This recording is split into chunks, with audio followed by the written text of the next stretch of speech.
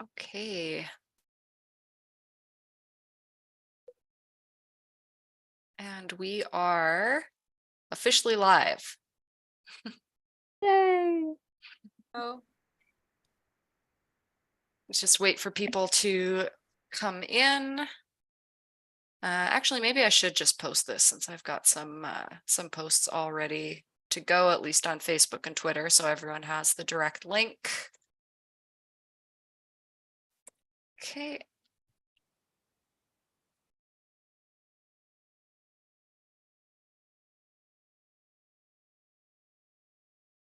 All righty. So yeah, how's everyone's week going so far? So while we wait for people to come in. Busy. Mm-hmm. Oh, 6 watching. That was fast. Okay. I thought we had to fill space, but we don't. Awesome. Hello, welcome everyone who is here. It's great to see you. Feel free to say hi. We don't bite. We've got a good group of our authors here. I think this is like half of us, pretty much. Nearly half of us, so it's a good turnout. Yeah. Hello to Dreaming Truth author. Thanks for coming by. It's nice to see you. I know I'm going to get distracted by seeing everyone's faces on my live as I try to check the chat now.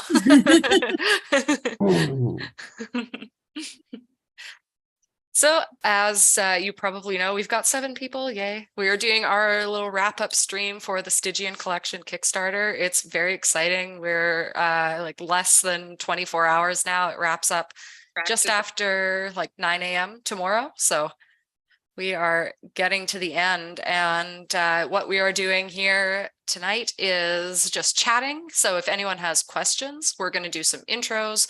We're going to talk about our pieces if we want to, because I know not everyone likes to do that. It's hard to talk about ourselves. So anything you want to ask, anything you want to ask about the collection, it's all, you know, open for conversation. And for every donation that you make to the Kickstarter, every backing, for each dollar, you get a raffle ticket, which goes toward winning 9 free books, which is pretty awesome. Morningstar, what smart and sexy group of indie authors. Thank you very much.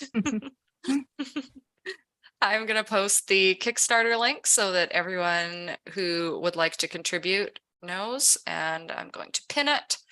So the way this is going to work is I'm going to have a window open and I'm watching our little feed on the Kickstarter, so I'll know when people either raise their existing backing or back fresh, and I'll be adding your name to a little wheel and we'll do the raffle at the end. And the thing is, the books get sent out when the Kickstarter is over, so there is no donating just to get the amazing books and then withdrawing. So as people trickle in, we could do some introductions. I know I always throw this at people and everyone hates it, but I think our viewers will enjoy, and I can start off. So my name is Holly Rhiannon. If you are on my channel, you may know me, you may not. You might have come from one of our amazing authors who have been promoting this stream. I'm a sort of YA and A author for now. I'm probably going to transition out of that at some point. I have a book out that is called A Time When Demons, and it's about witches and murder. And my next series that I'm working on is called Centera, and it's a big fantasy epic. And I'm actually doing a series on my channel about writing it with the whole backstory and everything like that. So that is out. My first episode is out now. I'm one of the co-founders of the Stygian Society, our small press, and the anthology is how we are launching ourselves into the world and trying to give back to the AuthorTube community a little bit, because that's how Pei and I met, and it's been just a supportive, awesome place, and we wanted to highlight everyone and promote their amazing work. So that is a little bit about me. Who would like to go next? Well, it's midnight for me, so. Oh yes, good idea. We'll have Bonsart go next. Yeah. I'm known as Bonsart Bokel. I'm an author from the Netherlands, but write in English, and I'm working on a series of steampunk stories called The Association of Ishtar. My new novel, Bound for the Sticks, was just released, which was also funded through Kickstarter. Yeah, I also have a YouTube channel called Radio Retro Future, in which I make videos on fiction, steampunk, and other forms of retrofuturism. And also, I've been talking to various people, and recently my role-playing game has been greenlit, based on the Association of Ishtar. So that is something that I'm gonna be working on very soon. Congrats, that's awesome. Thank you. Okay, is it late for anyone else? Is there anyone else who's gonna have to hop off partway through? I know. I'm also in the Netherlands, so yes. I'm also at midnight. Brain. Yes, Ananya. No worries. I'm also super sick, so I actually called in sick at work today. But because I've been in bed all day, I am kind of just wide awake now. So I figured I'd just hop on anyway. But yeah, I am Hananya, and I also have a YouTube channel. I post videos twice a week, and I'm currently working on a historical fiction kind of book. So that is currently in revision, and I'm very excited to be part of this collection because that will be my first publication. So very exciting. And yeah, just overall happy to be here. Awesome.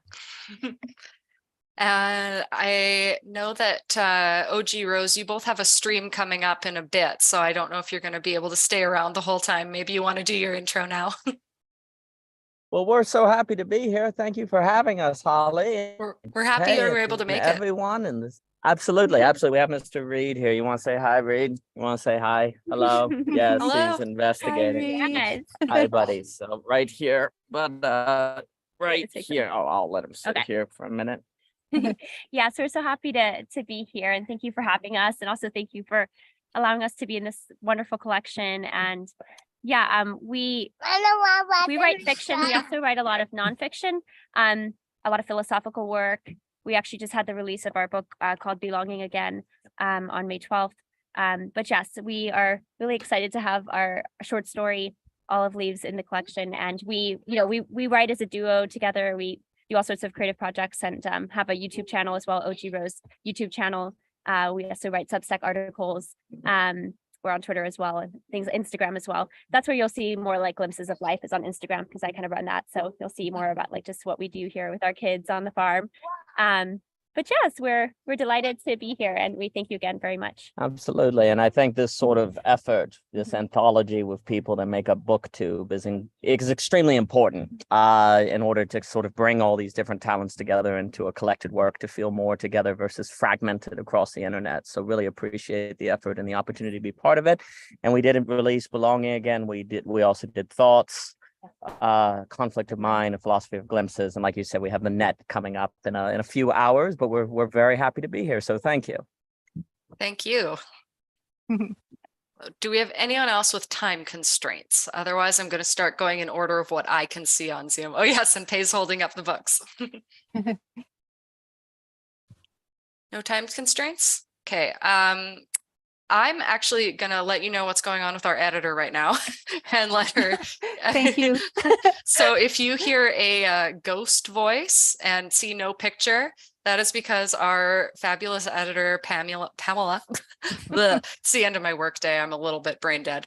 Our fabulous editor, Pamela Cat Johnson, is not able to get her video going. She is trying to work on it. So I will just get her to do a little hello, and you'll just hear her voice, and hopefully you will see her face soon. Hi, everybody.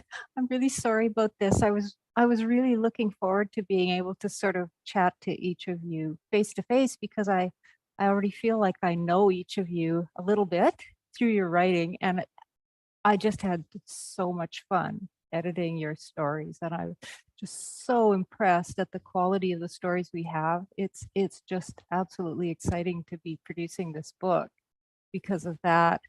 So as you know, I'm an editor. I edit mainly for adults, but as a writer, I write for children. So I have one children's story at the moment that is with an illustrator with whom I'm working closely.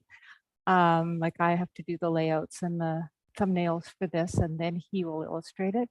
And then beyond that, I've got about 3 other children's stories going. I seem to multitask with several stories. And yeah, I live here in Montreal, same as Holly. And I am a cat sitter as well. Always a good point to mention. Gotta mention that. It's important. So on my screen, I have Desiree next, if you want to do a little intro. Sure. Hello, friends. I'm Desiree M. Ortega. You can find me on YouTube under Coffee Reading Writing. I usually post videos about my writing journey there on Wednesdays. I stream Mondays at 8 p.m. Eastern, right by the Moon live stream. It's very community-based, fun, sprints, things like that. I am currently in the process of, I'm going to be publishing under a pen name with a co-author so the pen name is Des Leray. So you can go to desleray.com and figure out more about that. And I'm really excited to be a part of this group and be a part of this experience. It was really fun writing the story and going to a darker place. That for sure was a lot of fun to explore. So thank you guys for having me. Oh, thank you for being a part of it. Kay, do you want to say hello? I know you're a bit sleep deprived today, unfortunately, but yes, I am Kay, and I'm tired. I haven't slept in days, and I think I just went blind. I don't know if that typically happens. I can't see anything anymore. But hello, everyone. It is great to hear all your voices. And I've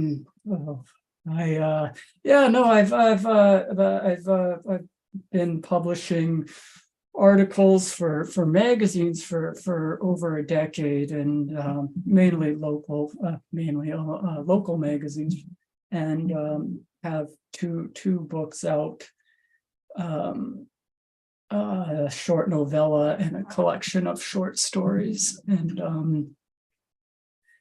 I guess, sorry, working on editing another novel right now, as well as other things. I mainly write nonfiction, but I don't typically put it out there. So, but that is more my kind of thing as far as what I do when I'm by myself, which is almost 100% of the time. I don't know now. I don't know what I'm saying here. I'm sorry. I was not planning on being awake this long for this. I apologize if I'm a bit out of it. But anyway, yeah, no. Pay my channel's attention. I think. yeah. About right. That's about right. But yeah. Awesome. Well, hopefully you can sleep tonight. Fingers crossed. And I want to pass on a message for Pamela from Mr. Morningstar, who said Pamela was amazing to work with. Oh, that's really nice to hear. And he was amazing as well. Oh yeah, that is our darkest story. The darkest story. Which I hope people are okay with.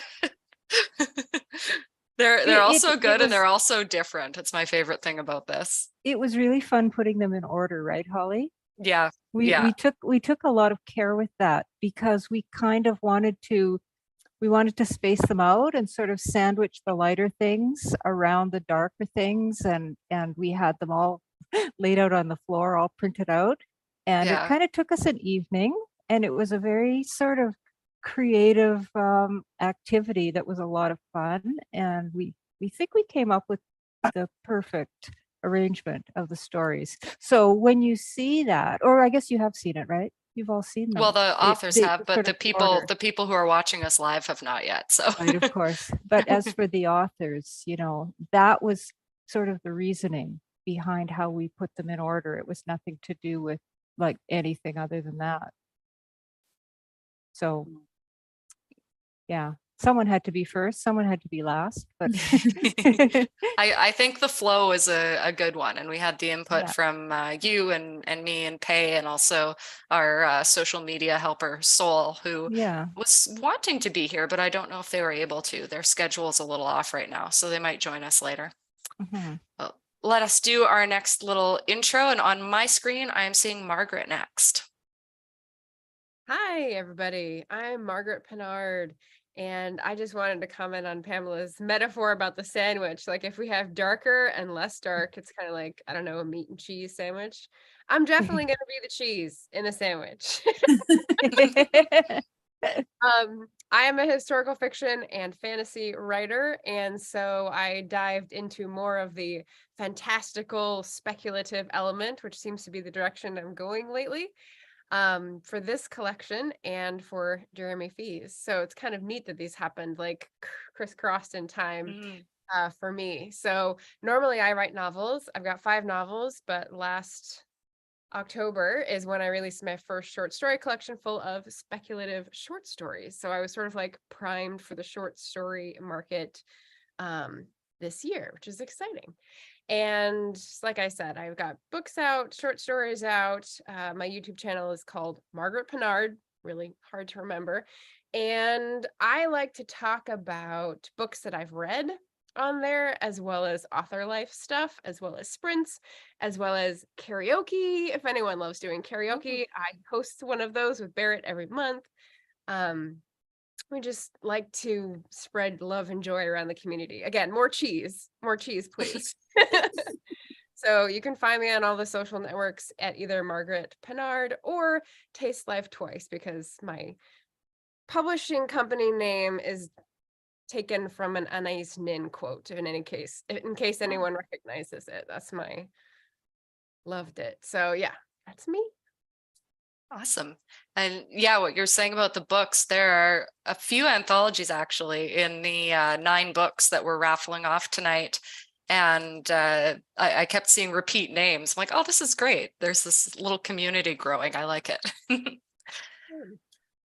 So I just shared a bit of info in the chat, by the way, for anyone who wants to see the raffle info, the books, etc. And we're just continuing with our intros. Hello to anyone who is new.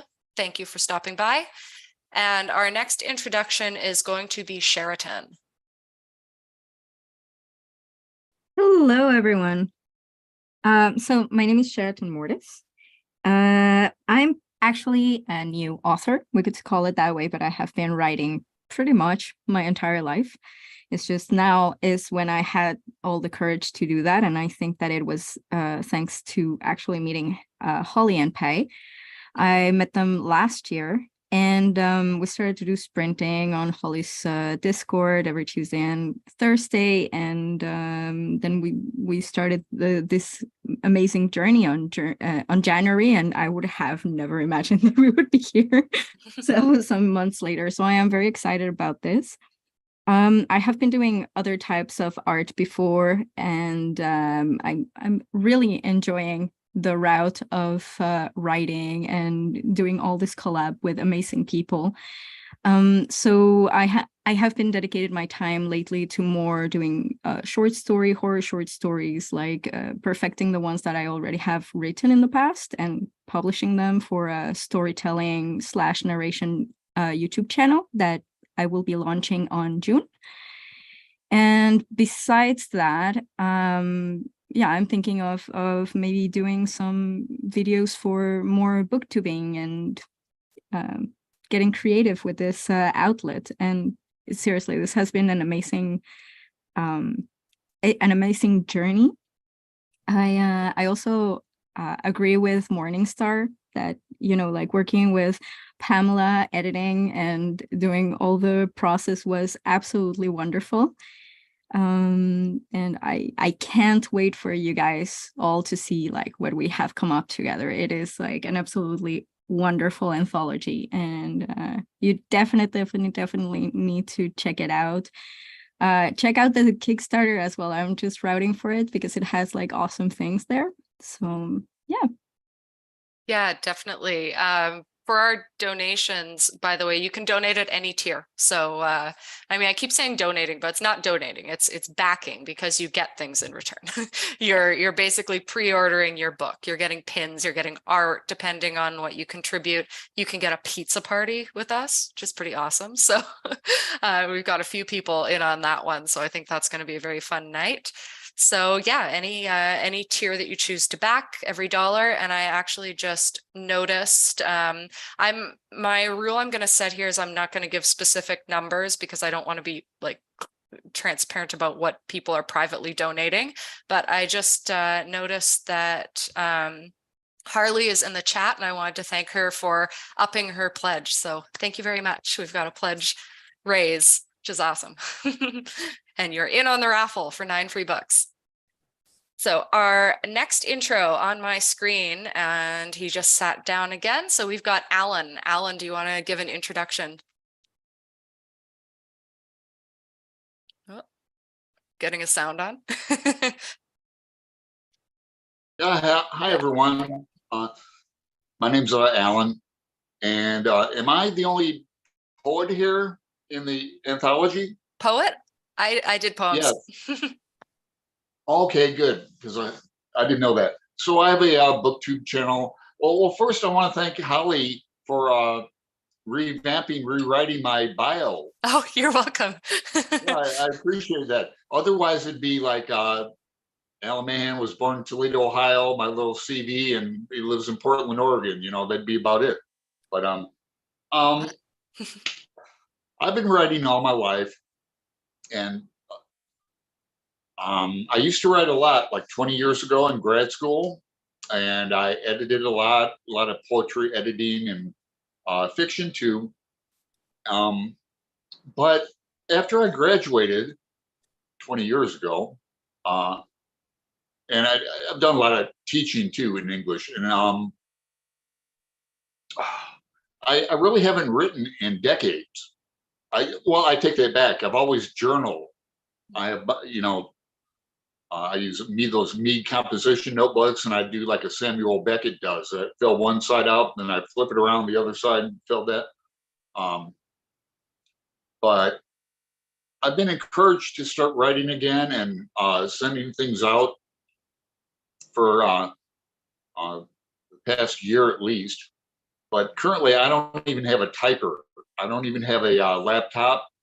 So I write in freehand, then I go to the library and type it out. I'm working on a longish poem. I'll talk about that later. But yeah, the anthology sounds really, really great. I'm excited about it. The art looks fantastic. I love to draw and just pen and ink. And so I know a few people in the anthology. I was hoping they'd be here, like my friend Fee, Jeremy Fee, my partner Brian at Bookish. I've been knowing you for about 2 years or so, and yeah, we've and I know Margaret a little bit. I think I started seeing your channel around with the when I first started BookTube. So that was about 2 years ago. About 2 years ago now. Yeah. Yeah. So I'm glad to be in such good company. So thank you. We are glad to have you. And I want to say thanks to Morgan, who's in the chat, for pledging to the Kickstarter, and also Margaret. I always am so thankful when the authors themselves contribute. It's so nice of you. And it's great because just everyone believes in this project so much. And I think that's one of the best things about it, really, just how we've all come together. And I hope that we can keep that going moving forward once this is published and we all sort of go our separate ways. Hopefully we don't separate too much. For our next introduction on my screen, we have Bree. Hi, everyone. So, my name is Bree Bonomo. My channel is also just my name. And I'm on Instagram as well. I do a lot of bookish things. So I talk about books, I talk about my writing. Every now and then I talk about some life stuff, and that's pretty much my channel. I tend to write heavily into fantasy, but I love incorporating horror and sci-fi elements as well. And I do write poetry, even though I'm not including poems in the anthology. But yeah, I like to dabble in a lot of things. I also written romance and contemporary, so I just like to write a lot, and I write everything if I can. So yeah, I don't know how much stuff to talk about myself, but I was really excited to be part of this. However much you like, it's just open floor. Yeah. But I was really happy to have the email. Initially, I was going to ignore it and just be like, nah, I'm not going to do it. But I had a story that I really wanted to write. And the more I sat on it, I was like, all right, we're just going to bang this out in a month. So I was just really happy to be able to write it, to get it submitted on time, and be part of it. So everybody so far has been so talented and awesome. And I actually knew no one going into this. So I now have so many new channels to subscribe and watch. So that's awesome. Always a good thing. Let me see. I'm just gonna, oh yeah, and unfortunately backing the project is not tax deductible. So we had a question about that in the chat, as we are not a registered charity. We're a creative project, so I don't think that is counted as charitable, even though artists often need as much charity as they can get, in my experience. So all backing is so much appreciated. And I'm just gonna keep refreshing our pledges here so I can thank anyone. I don't want to miss anyone. Oh, and we had a relative of yours, Bree, I think, same last name, just contribute and increase their pledge. So thank you to Greg. I don't know if you're in the chat, but thank you so much. That's my husband. Oh, okay. Your husband. Thank you. Thanks, husband. So we've got 2 intros left. Next up is Corey. Hi guys. So I'm Corey Endivis. I have a YouTube channel that's also under that name, if you guys want to check it out. I mostly talk about general writing stuff, but I do tend to focus on a lot of editing, since my larger novel is currently in editing hell. I'm doing my best. I'm actually getting ready to launch it for critique for fellow authors. So if you're interested in something like that, please make sure you check out my channel. But I've been living here outside Tokyo now for over 3 years, almost 4 years now. And I hail from the desert in the United States, so it's quite a difference in temperature. I actually just recently got back from visiting my parents for the first time in 3 years. And my voice is a little strange as a result. Travel is harsh and the weather is so different. It's just messing with me, something crazy. But yeah, I mostly write science fiction or dark fantasy. Those are the kinds of things I do. And when I say dark fantasy, I mean fantasy that's just a little creepy. Not necessarily the erotica stuff that most people mean by dark fantasy these days. I noticed that the genre is slightly changing a little bit. So just a warning, when I say it, I don't currently, I mean, I don't know what the future holds, but currently I do not do erotica, sorry. I feel like I would just make too many puns and then we wouldn't get anywhere. I couldn't stop laughing. So yeah, I mostly focus on science fiction. I've loved science fiction since I was a kid, was raised on things like Mystery Science Theater 3000, Star Wars, old robot movies, Gundam. So I really absolutely love that stuff. So that's mostly what I focus on. My short stories in particular tend to go pretty dark. So I was really, really excited when I got the email asking me if I would participate in this collection, and being accepted has been so, so exciting. And this is actually my very first publication of any of my short stories. I am so excited that I was chosen for this one. I think this is like the best way I could enter the world as a writer. So thank you guys so much. This has been really, really great experience. And as everyone's saying, like working with Pamela has been so, so great. I have absolutely loved the process. So it has been absolutely wonderful. Thank you guys. Thank you, Corey. Thank you, Corey. I feel the same. And to all of you who thanked me, it's just what a great group it's been to work with. Like truly, I'm not just saying that. Yeah, this whole thing has just gone like, miles better than I ever could have imagined. It's been a lot of work, but it's been so worth it. And everyone involved in all of your stories are just so awesome. Like I've seen some social posts from people who are watching the project being like, oh, this is going to be amazing. And I look at it, I'm like, yes, it is. I'm so excited for everyone to see it. And yeah, again, like you can pre-order your book through the Kickstarter, and I think it's actually a little less there. And also we have a last minute tier where you, actually I should have a pin right here. Yes, I do.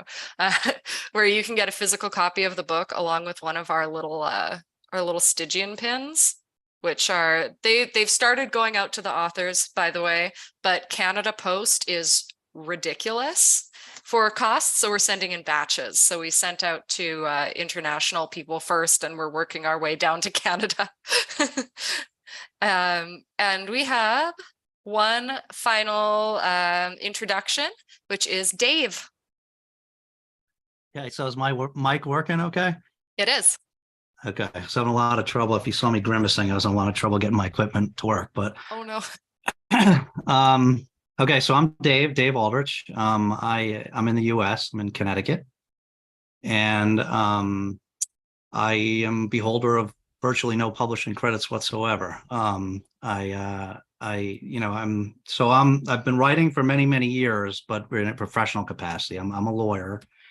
And so I write, a couple decades now. I've written countless briefs and taught people how to write briefs, but the fiction piece has always remained a little bit of a dream ever since I was a teenager. I started writing stories, and over the years have had numerous things in progress, short stories, novels, and of course you never, life happens, you never make or for me, never really made the time to do stuff. And what finally happened actually was, I have a booktube channel with Olive here, my multi-poo, called Book Blather.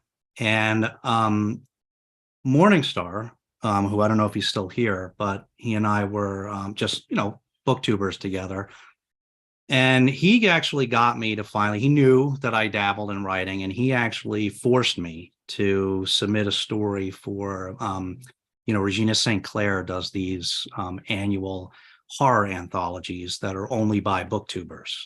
And he really twisted my arm and got me to finally buckle down and submit something. That was just this past fall. So that was the first time, actually, I finally finished something and submitted it to get it in print after all these years. And so that was a cool experience. I owe him a lot for that. And then, of course, he kind of got me to do this one as well. So now the ball's rolling, and so hopefully we're going to keep going with this. But yeah, really excited to actually finally be doing this after all these years. You can tell I'm no spring chicken, and it's taken me a long time to get here, but I'm really excited to finally be doing it. And I want to thank you guys, Holly and Pei and Pamela. I know this is a lot of work. I mean, we just had to write the stories. You guys have so much more to do, and I really appreciate all the effort and the opportunity. Oh, well, thank you. Just had to write the stories. Yeah, I mean, there's a lot of work that goes into that. I couldn't even write an actual short story, for my own anthology. So I was like, I'm going to do poems, and then I'll focus on the other stuff. So I admire everyone who was able to write an actual short story, because that's something I fail hard at. Morningstar is still here, saying I force people to write against their will. I believe that. Not a bad thing. Not a bad thing. Yeah, I could see him being good at that. Also, our illustrator is in the chat, our amazing illustrator. So say a hello. She wasn't able to stop by. She's actually working on our cover right now. So that is very exciting. And some of us have seen little aspects of it. We're going to do a proper cover reveal when it's complete, so I can't reveal more, but it is looking amazing, and I'm so excited. Also, hello to my father, Laverne. Thank you for stopping by, Dad. Always good to see familiar faces. Well, see. And oh, sorry, I couldn't join. A lot going on. Hello. Just looking at the chat here. Another hello. Oh, we've got like 29 people watching. This is very exciting. Now I'm anxious. Thank you everyone for stopping by. We've just done our intros. We're going to hang out and talk a bit more. I think since we've got like 30 people here, we're probably not going to do sprints unless the chat really wants to take a sprint break at some point. I feel like with all of our talking, we might want a little bit of a break, but I'm going to let everyone else decide depending on what they want. So since we've love to see familial support. Yes, that's always a nice thing. So yeah, if anyone has questions about the anthology, since we've all introduced ourselves now, or if you've got questions for the authors, please let us know. And as Just Eva said, be sure to tap the like button. Definitely. I always forget to ask people, but be sure to do that, please. And yeah, so I also have some conversation type questions if no one has anything they want to launch into as we do our little funding drive here. And I tried to find some funny ones. Now watch me not be able to find my window that has them because Can I interrupt for a moment, Howie? Yes, please? do it. Is this live on YouTube now? Yeah, we're live. Okay, what's the link? Because I don't know. I'm the last one to the party all the time. You wouldn't believe it. But what's the link? I'll share it in our Zoom chat, so you'll have it. Okay, thank you. You're welcome. Oh, Margaret just did on the ball here. We actually have another author joining though, so we're going to have one more little intro. Marc Andre, we're just waiting for his video to pop up from also a Montrealer. We've got a few of us in here, me and Pei and Pamela and Sheraton, and there he is. Hello. Hey. Hey, Marc Andre. Do we have sound here? Oh, we're Montreal Mafia, yeah. Okay. How many of us are from Montreal? The authors. 4, I think. I think there's 4 total. Yeah. Are we speaking ancestrally? Oh, do you have Montreal ancestors? Quebec anyway, yeah. Oh, cool. Do you ever visit? I visited once and it was glorious. It's been a while. Have to visit us again. Yes. Yes. Yeah. So Marc Andre, we were just doing intros, and lucky for you, right when you jump in, everyone else is finished. So you can introduce yourself. No pressure. Yeah. So I'm Marc-André Bélanger, otherwise known as Dr. Mab, and I run the French version of the Haunted Montreal channel on YouTube, which you should check out. Yes. Which Holly might have mentioned. I don't know. I haven't mentioned it yet. Oh. But yeah, Because we both host it, but it's yours for the book. Yeah, and I'm a writer, amongst other things. I do a lot of things, and I did write a short story for this anthology. Do I have to talk about the? You can talk about whatever you like, so it's just open introduction. If you want to talk about the story, you could totally do that.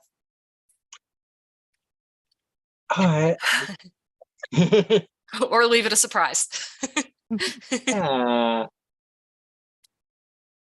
It's funny because I had a thought about what I could say about the story, but I can't remember it right now. Oh no.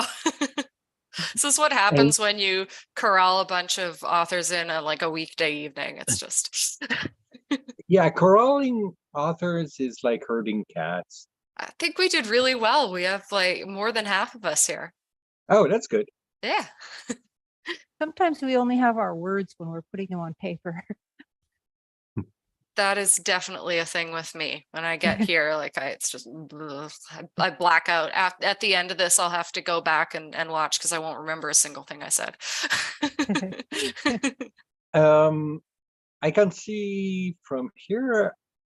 Are there a lot of people watching right now? Oh yeah, we've got we are at 25. It's been fluctuating between 25 and 30, so we have an audience, which is exciting and terrifying. I'm doing my best to watch the chat. Oh, Margaret said that you're giving French Neil Gaiman vibes. I have been told that. I see it. That's I perfect. totally see it. But just mostly the hair part, actually. I like So- the black theme because he's just in a Writers Guild protest and wearing a red shirt with the guild WGA slogan on it. He said, "This is the first non-black t-shirt I've worn since 1987." Fair. Yeah, can attest. I don't think I've ever seen him in anything other than black. That's true. Even the promo picture from Good Omens, he's wearing black, and Terry Pratchett is wearing white. But Terry Pratchett says that he's wearing more white so that people will go for Neil Gaiman. Oh, Because they'll think he's the good one. right. Oh, Kickstarter update. We've had a request. Oh, Bree, you raised your pledge. Thank you. We are almost at 5,000 right now. We're at 4,983. So we are trying to meet our goal tonight if we can. And again, for anyone who has just shown up, every dollar that you contribute to back the Kickstarter right now, you get a raffle ticket. And we're going to do a raffle for 9 free books contributed by the authors of the collection. And I think we have some questions. So other than the Kickstarter update, oh, and Anna's here. Hey, Anna. And is this also kickstarting your publication company? Will you be putting together future collections, publishing novels? So yes and no. So all of the funds from this Kickstarter are going towards our artist and our designer, our editor, and then marketing. So it goes directly back into this project, but at the same time, this project is bigger than what we would normally be doing purposefully to launch the company. So it's kind of a combination all rolled into one. And we are planning on publishing more, definitely. Like we're a small press. And it won't always be anthologies. It'll be, novellas, novels. We actually have a submissions page open on our site now. So if you go to stygiansociety.com, we are open for submissions, and we just we have all of the requirements there. It is a bit more, dark, philosophical, but we're going to branch out into some other areas. So you'll have to watch for that. And every book we publish will have that that aesthetic look with the beautiful illustrations and everything like that. So that is our goal, continuing on with our next publications.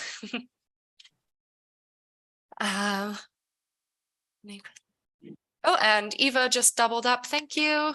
Oh, and don't ever say it's not much. Like every little bit seriously counts. Every bit of support is so appreciated. Like I know how hard it is for people to contribute financially to anything right now. Like I totally understand. So any help, like any support, even just sharing this, we're so happy. I mean, I know we're like right at the wire here right now, but still, like all of that still stands. If you've got $1, we are happy. Oh, did I miss a question? I'm just looking at our Zoom chat here. Oh, yep. Sorry, I'm following 2 chats. Thank you. So Eva had asked how many stories are in this, how many different authors and contributors. So we have, I always get this messed up because we have, I have a whole like mega notebook because I have to keep my schedule like everywhere else. And this is where my brain lives. 3 cheers for mega notebooks. Yeah, they are the absolute best. So yeah, we have 26 works, but 24 authors because those of us who submitted poems, like I submitted 2 poems and Alan has 2 poems because they're shorter. So we've got a little bit of poetry in there. And Laverne, my dad, asked if the stories are following a theme. Yes, the whole concept for this publication is answering the definition of Stygian. So Stygian is hellish and dark. Stygian is like the river Styx. So you have the underworld, and we tried to leave it as open as possible. But the general concept is, what do you think? Like, what inspires you by that definition? And the funny thing is, I thought we were going to get tons of contributions that were about Charon, like the ferryman specifically. And I thought we were going to have to turn people down because of that, because like we didn't want too many of those. And I thought that immediately. I'm like, oh no, wait a minute. We're probably going to get like 50 submissions that are all about the ferryman. And that didn't happen, thankfully. So we actually have this great variety, and there are not too many ferryman stories. There's just exactly the right amount. Talking about you, Dave. Yes. And yes, otherworldly and unsettling. And thank you to everyone who is donating.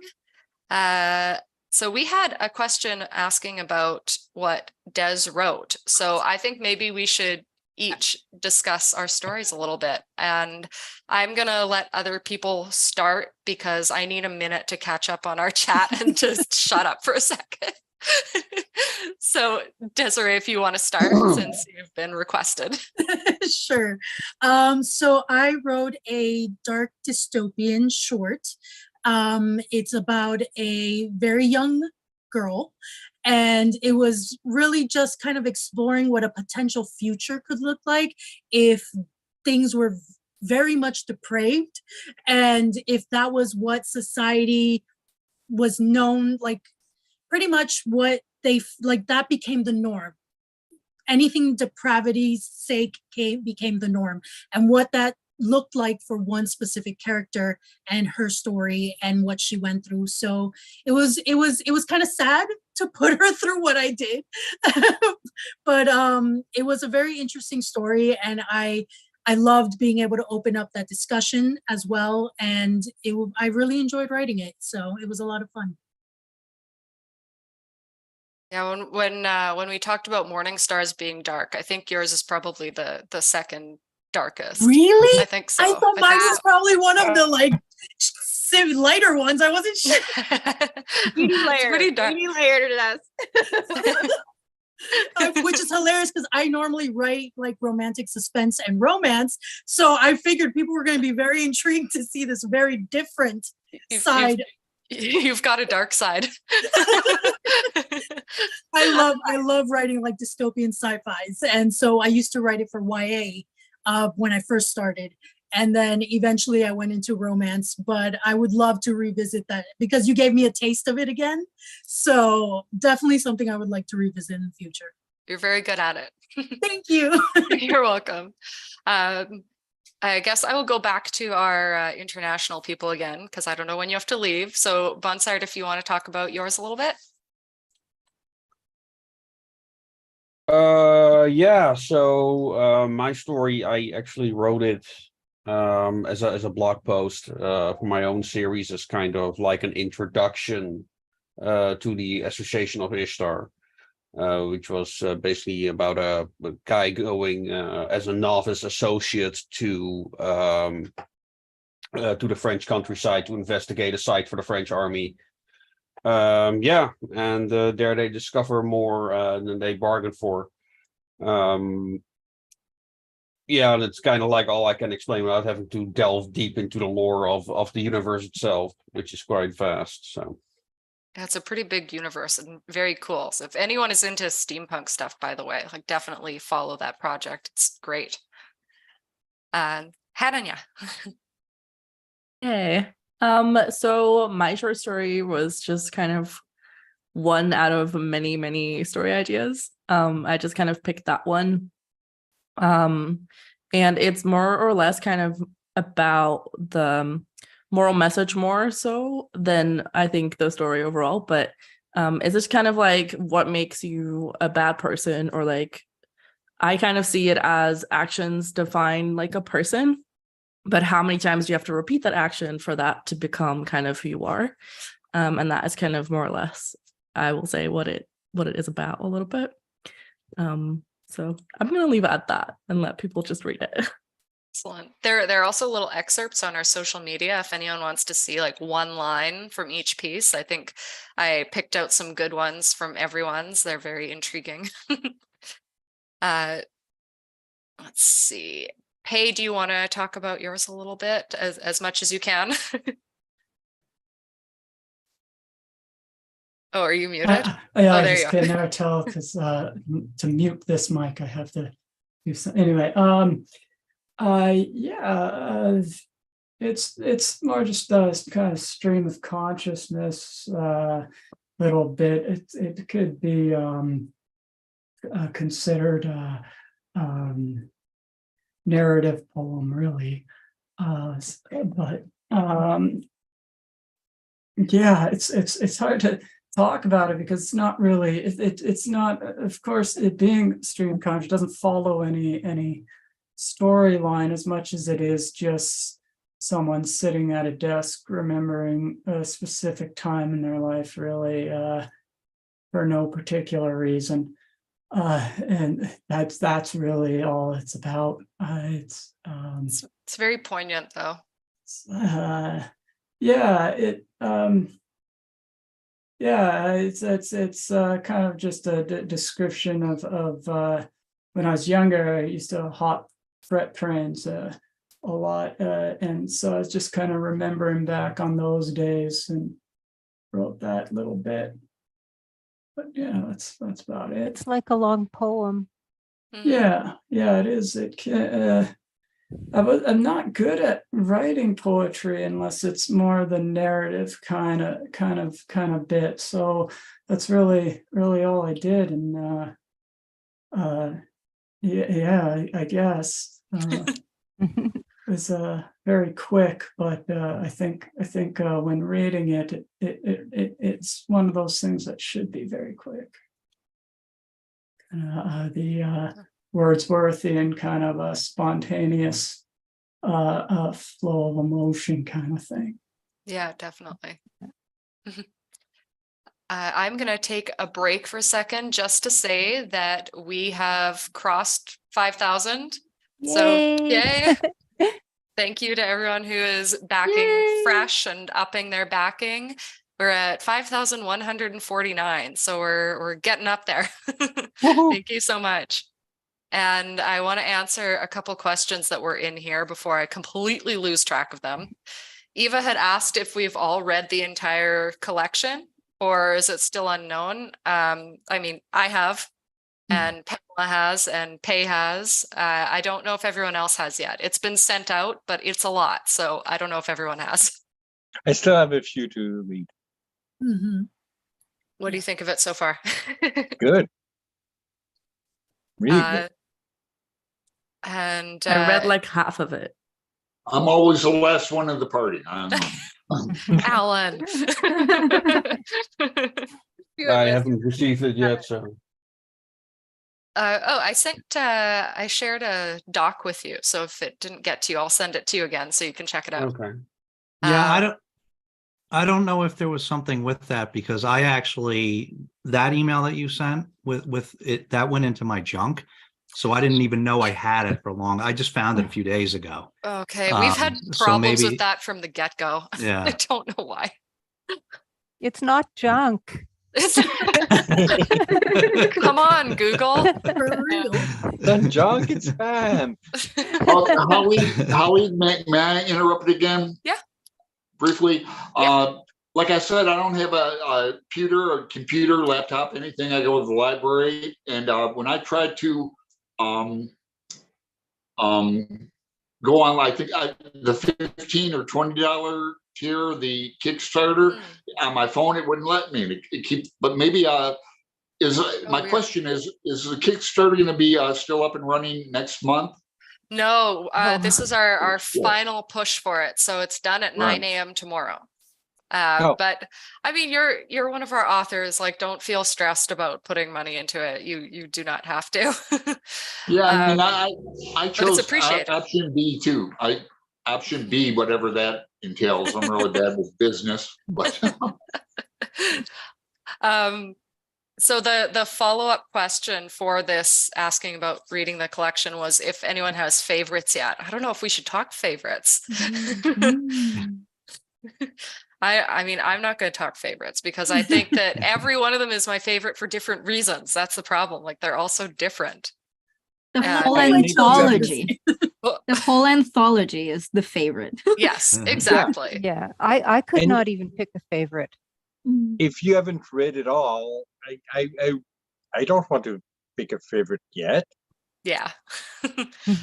So you're not going to get us to say that. And okay, do we have? Oh, thank you, Margaret, in the chat when you said the formatting and illustration is off the hook. The illustration is just seriously so amazing. Lori is like, I can't even, like, we had this idea in mind when we thought of the illustrations we wanted, and then we just found the absolute most perfect person in the world. So I can't wait for everyone to see all of that. It's so great. Do you have any other questions? Lots of yay and excitement. It's good to see in the chat. So let's go back to our story chat now that I've caught up a little bit. We had Margaret next. Oh, all right. So I was doing that thing that some writers do by like telling yourself to come up with an idea subconsciously, like telling your brain, work on this brain, don't make me think about it, and come back to me with a good idea. So that's what I was doing sort of last fall, December and January. And so when this came in, I was like, oh, okay. The idea for mine came when I was like woken up in the middle of the night and I could feel a heartbeat under my ribs, kind of a weird way. And I thought, oh, that's so cool. That's It's cool to know if you know the story. That's interesting. That definitely goes with your story. So I imagine someone next to me in bed. Anyway, so I'll stop there. But the story is, I guess I would put it in dystopian, sort of a sci-fi thriller. And I actually, in the editorial process, put in an extra like Easter egg for like modern headlines for people, which Pamela was excited about as well. So yes, but not just me being a little nerd. So yeah, just like consciousness of kind of what Hananya was saying about moral message, like the earth and how precious it is, you know, sort of taken into a completely different context, a completely different system, but like the same human values are there. And like, where does that put us? So who wins? Who's going to save the day is my moral message. I just sent a little info in the chat for anyone who's looking for more info on our books, for everyone who donated, are the 9 books that you can get. So if anyone wants to check out that link, feel free. And next up is Sheraton. Yay. So okay, so my story is how do I explain it? It's very it's very abstract, I could say. It's about this art collector which ventures on a deep odyssey through the underworld after facing like we could say an intense art piece that it was reserved just for him. And I cannot say much, not to give it away, but yeah, it has a lot of depthness. It's a moral story. Basically, I based myself on people that I have seen with characteristics of the kind of the character, which is people that tend to look life with a glass of hatred and anger, and it goes with the whole theme of what the goddess Styx is, which is the goddess of hatred. This is why I also named the story Styx and her river.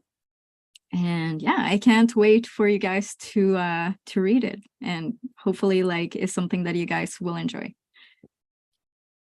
It's a great one. I was thinking that there was if you're sort of giving a rough idea, there's almost a Dorian Gray vibe to part of it, which I thought was cool. Yeah, a bit of it.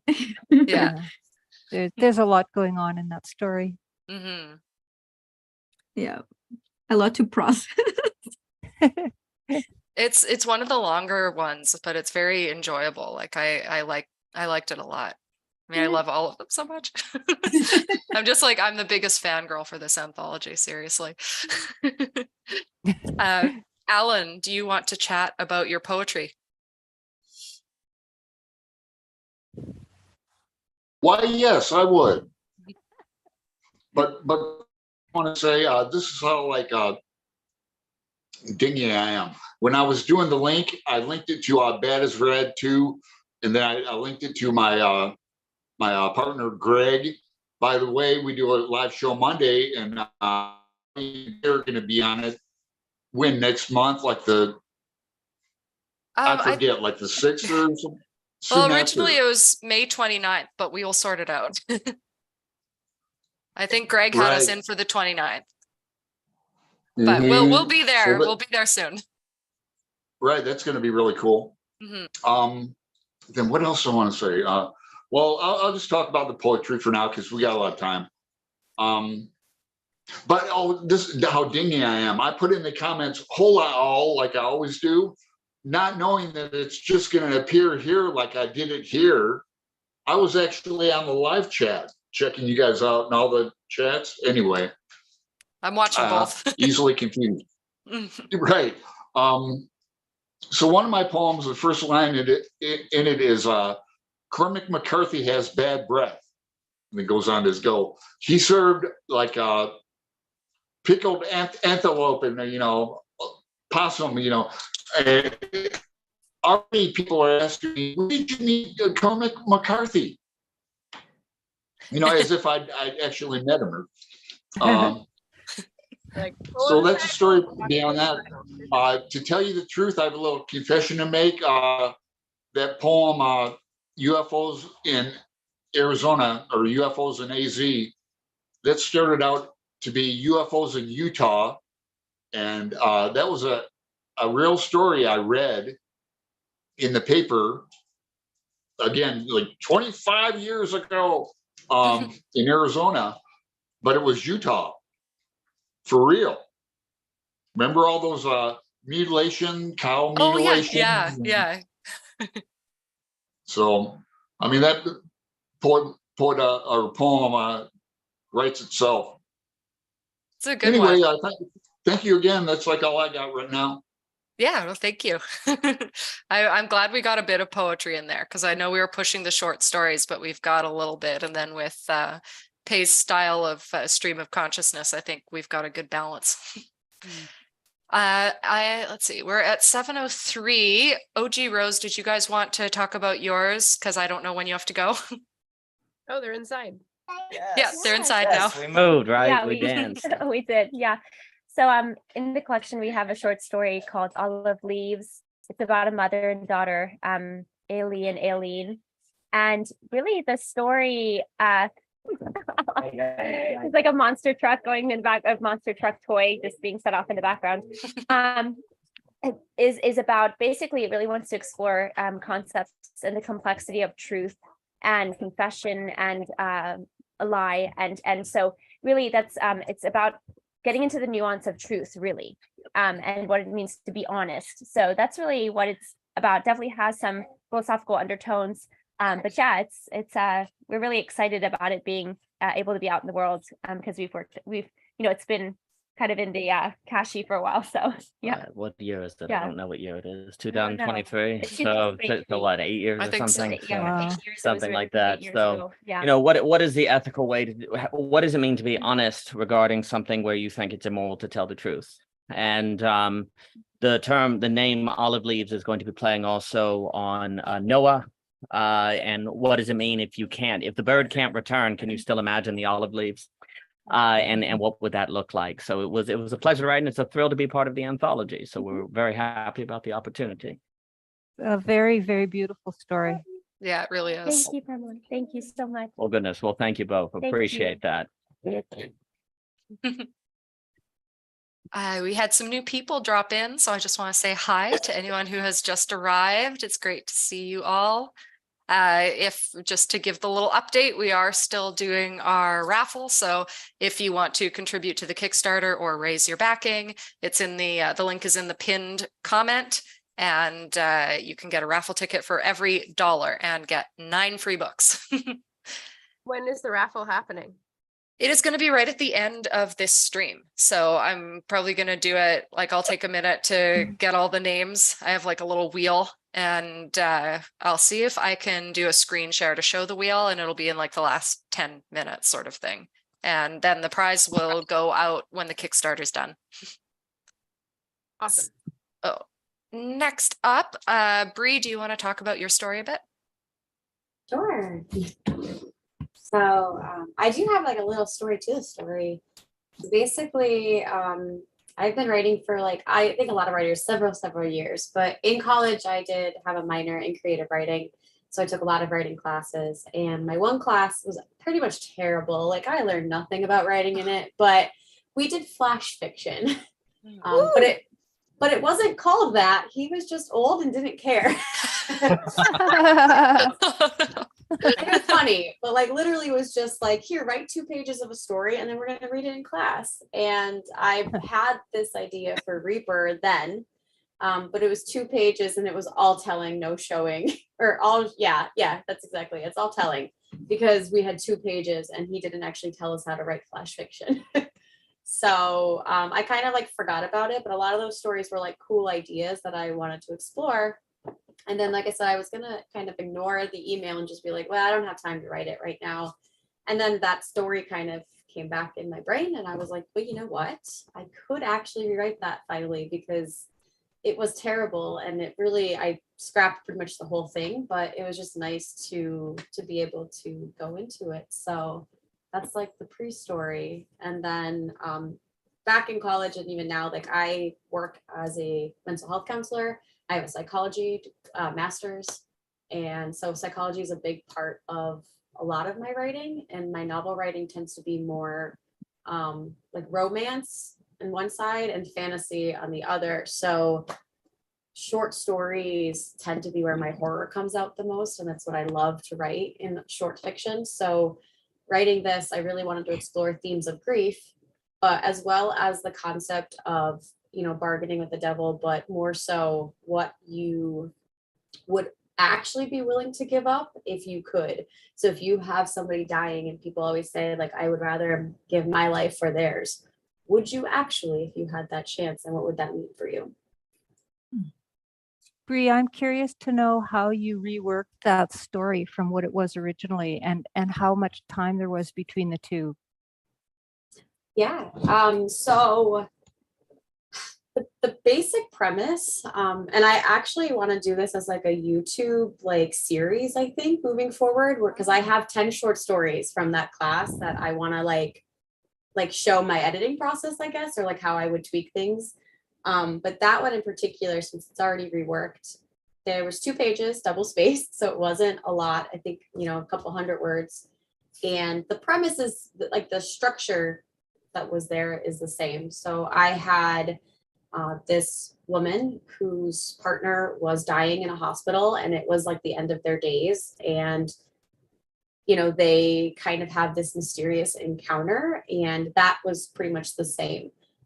Otherwise, every single, like, other than the character's name and like the setting, like all the words and like I just kind of who I am as a writer 10 years from, you know, then I added that. So the story was created, I want to say in 2011 originally. So it is, 12 years. So it's, you know, I've changed a lot and I've grown a lot as a writer. So it is very, very different aside from that basic structure. That's interesting, because I think about you, Holly, and the story that you must have been thinking about that as well. The story you've been reworking for so many years. Yeah, I just thought that was cool, especially that you're considering doing a series on it, because that's what my new series is about, but with my like fantasy epic. So Maybe we can do a separate stream sometime and talk about what it's like to work on projects for a million years. Yeah, I would totally be down to collaborate on that. I have another like epic that we are reworking, and I had a small series on that. So I'm like very familiar with like writing things for years and then like trashing it and starting over. Yeah. Awesome. Oh, you got a popsicle, Margaret. Yeah, I I'm was jealous. noticing that. Okay. Yeah, you need it. If you're in heat wave territory, Northern California, Pacific Northwest right now. It's just the 80s. Yeah. Like it's just no air conditioning and it just keeps going. Oh dear, I would die. It's chilly here tonight in Montreal. Yeah. I keep thinking I need a sweater and I'm shivering a bit, but I'm like, I'm not gonna bother. We're getting a frost warning tonight, actually. Oh my God. Okay. Oh no. We're getting Surprising. a flood warning for the thunderstorms. which is ridiculous, but yeah. Oh no. I also had a frost warning up here in Northeast PA, and I'm like, I thought it was summertime. Yeah. There's been a lot of back and forth this year where I here anyway, where I feel like, oh, okay, it's nice now. No, it's not. Over here in Japan, we're getting the same problem. Constant changes of temperature. It's very strange. Yeah. There's a reason why it's called May. It may rain, it may freeze, it may be too hot. Perfect. The Kickstarter is. I don't have air conditioning. That's about it up here. You need a popsicle. Yeah, I do. The Kickstarter is at 5,199. Yay.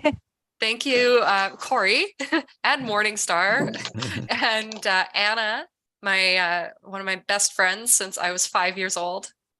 So nice to have her here supporting. And Harley also raised her pledge again. Oh my God. Thank you, Harley. This is awesome. Is Anna still there? I don't know. She was asking why you were just a voice, but Yeah. she might be. I'm mysterious. Yes. It's a mystery why my camera isn't working. But anyway, hi Anna, if you're there. Well, you're like the what would you call it? Like the voice of the goddess. You're our editor. It's kind of appropriate that you're just, over all of us. Okay, hang on. I'll get my tiara. But we can't see it. I know. I'm wearing it right now though. Okay. You could just Feel drive its power. Just feel its power. Feel the power of the tiara. I do have one. Anna is still there and she says, love you. So Corey, let's hear about your story. So my story takes place I don't specifically say it's dystopian, but you kind of get the sense that there aren't very many humans, lots of abandoned buildings, and two people come into one abandoned house looking for food. I don't describe what kind of food. And they stumble into what looks like some strange things in the house that make them question who used to live there. The person's not there anymore, they don't think, but they're just very strange, unnerving signs around them, and it makes them kind of think a little bit more about their own situation in comparison to that, and just how dark the world they're living in is. It's creepy, it's a little unnerving, and it was really fun to write. I loved it. More than a little unnerving. Yeah. That's when I was reading, I had to sort of pause and go, oh, wait, what's going on here?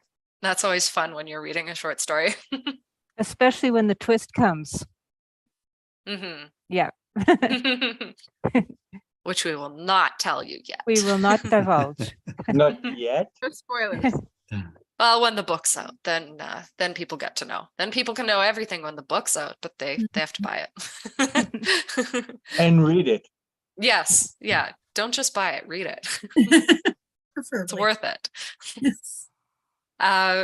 Dave, do you want to tell us about your story? Sure.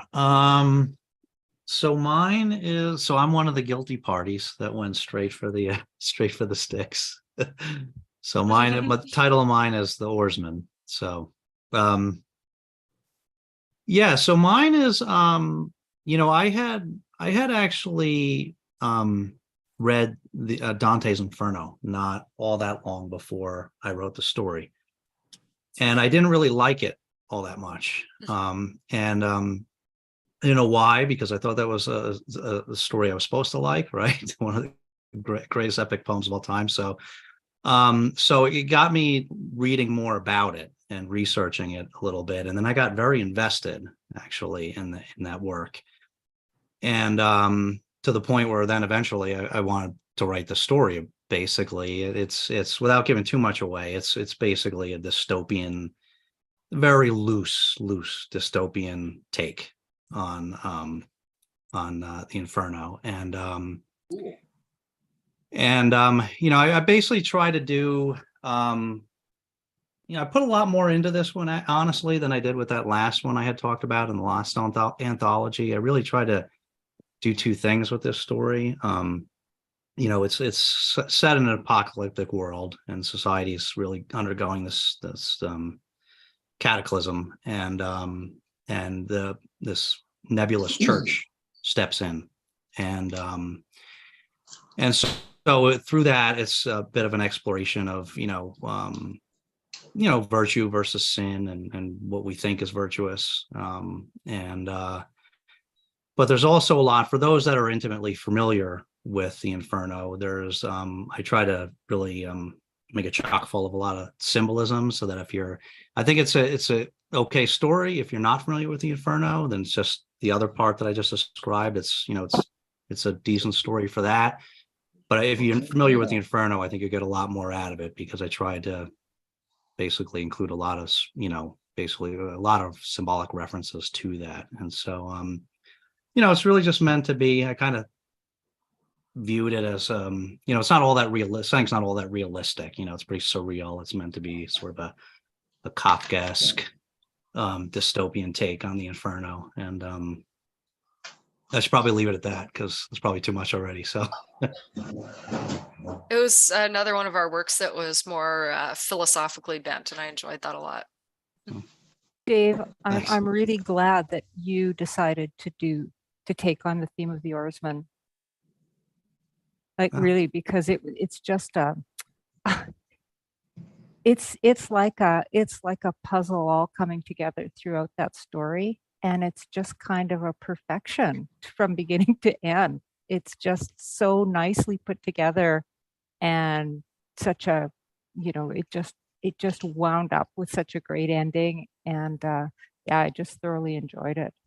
Oh, I don't know if it deserves that kind of accolade, but thank you. I appreciate that. No, it was great. I loved what you did with it, and I also, not to give too much away, I love the way you how you set that story, where you made it happen, and all the allusions to Inferno were just right on. It was great.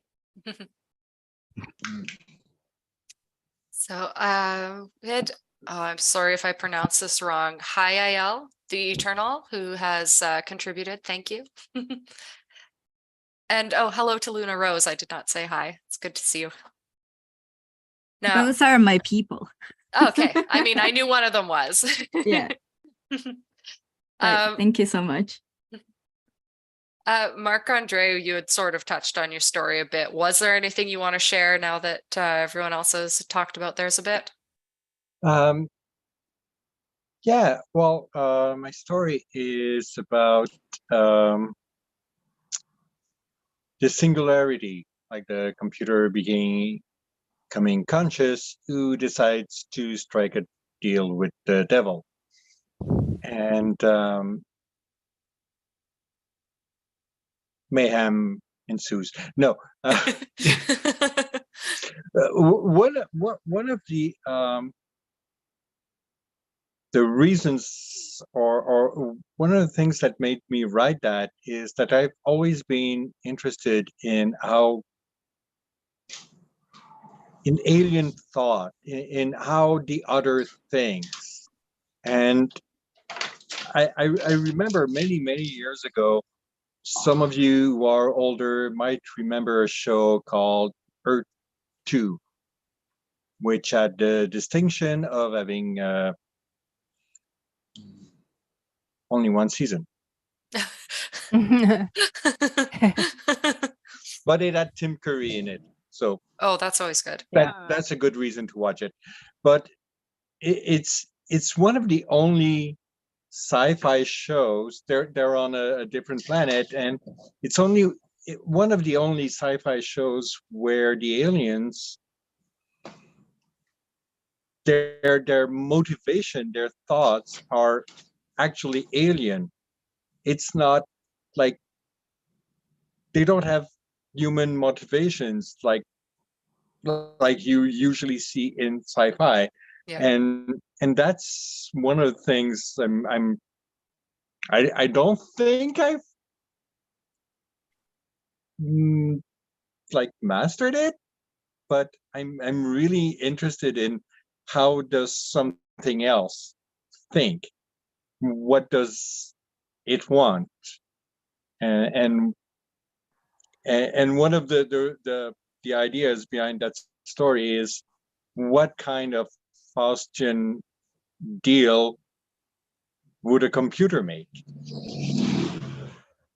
Seeing it as like what Faust wanted was knowledge, but that computer has it and it has power, and what would it want? And that's where it started. And well, it ended somewhere else. Well, it's such a unique concept. I liked it a lot. Yeah.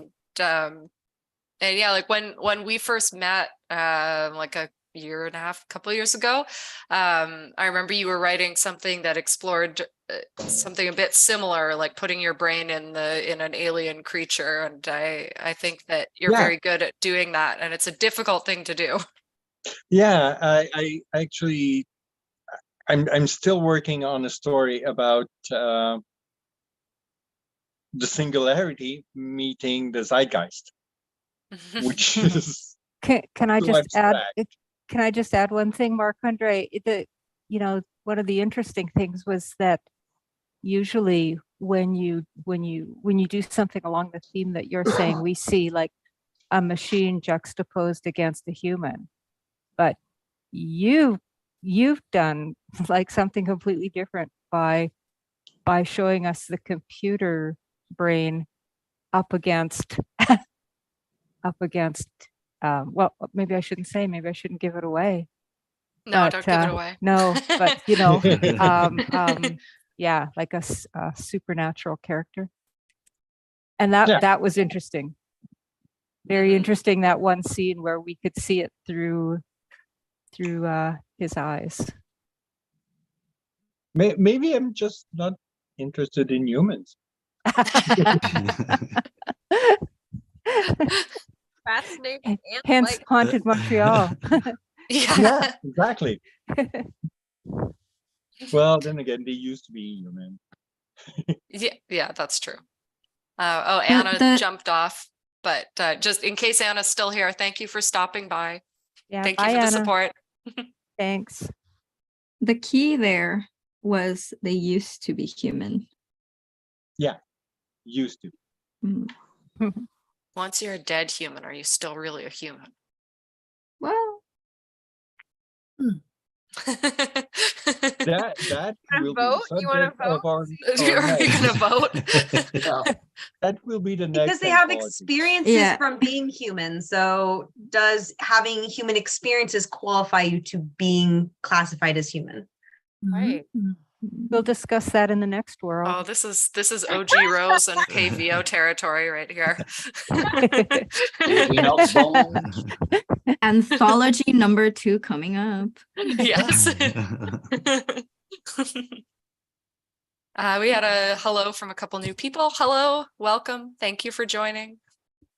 Just been talking about life and death and our stories. And I'm gradually adding names into the wheel of names, but some people have contributed quite a bit. And I'm like, how am I going to put 100 in here? So I'm sorting that out as we go. So yeah, for anyone who has just showed up, we just hit 5,200. Yay! We are still on our Kickstarter, so this is wrapping it up. And anyone who pledges or raises their pledge during this live, you get raffle tickets for every $1. And that's what I'm trying to figure out, is how I'm going to do this raffle with hundreds and hundreds of names, which is a good problem to have. So much appreciated. Can I just put in a word for Holly and all the work she's done and the amazing marketing ideas she's come up with, and how she's just met everybody and interacted with every single one of us, and pay also for them, for them coming up with this idea. It's come together beautifully. Well, thank you. Thanks, Holly. I'm gonna need a holiday after this comes out. You're gonna need a holiday before that holiday to be able to enjoy that holiday. True. Yeah. Well deserved. About 95% of what you see on the internet and social media, is all Holly. And I was not there for a lot of that. Not there. I wondered who was doing the emails for a while, because it never puts your name in the signature, and then I was like, no, this doesn't sound like pay. I read them. If it's someone very peppy, it's usually me. Yeah. I liked your music pay. Yeah, you composed a whole Yeah, song. you composed a song. Yeah, I have a lot of ideas, but it almost needs to be published for me to go on them. So I will be showing up more online, but right now I'm more behind the scenes. We would love to see more. Yeah, they'll definitely will be. First, you need to get some sleep. Ideas. Yeah, well, I've been going thus far in my life without it, so it's all right.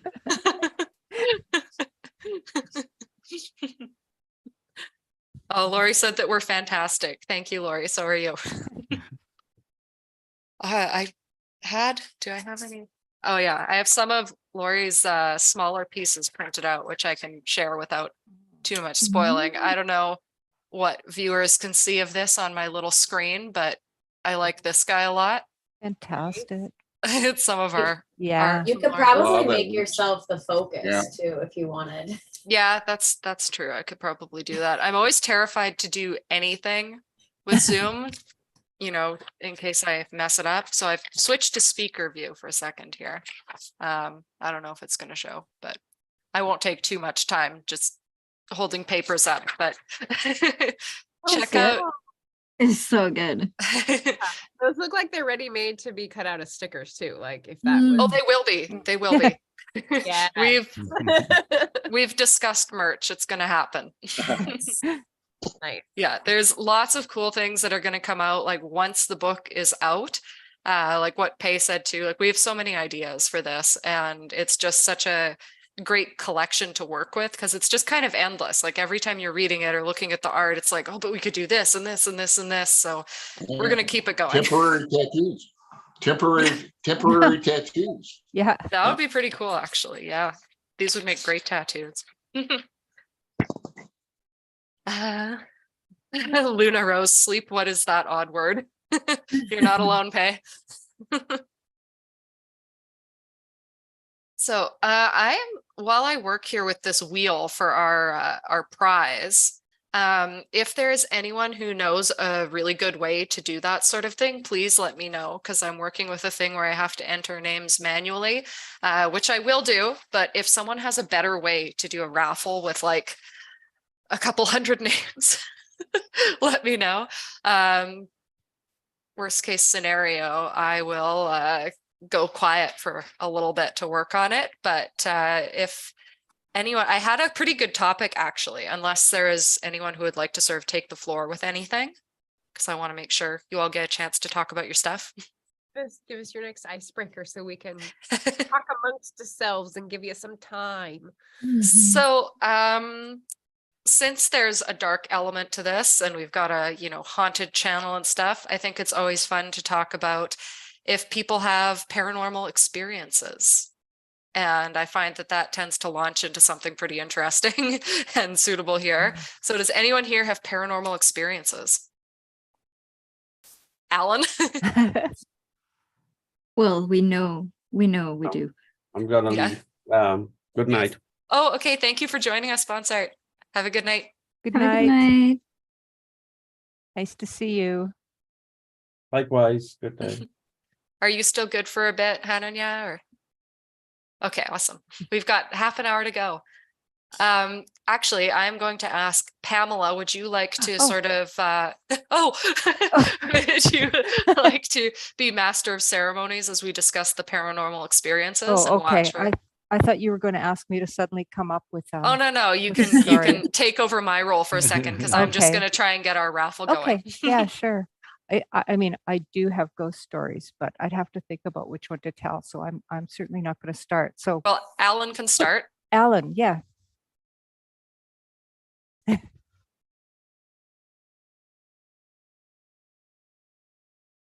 Okay, I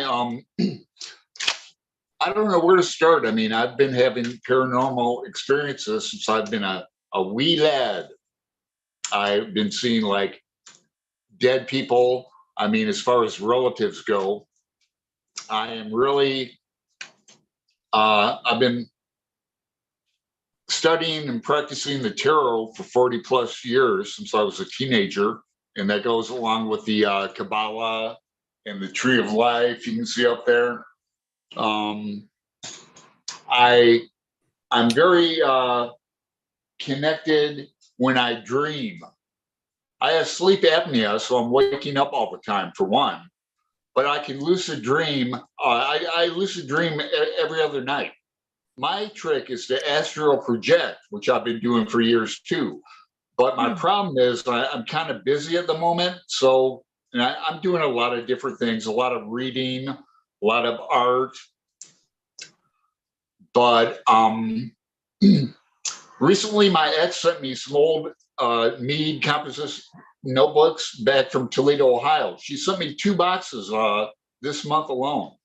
And it's a real trip to go back into that. I have 2 full Mead notebooks full of dreams.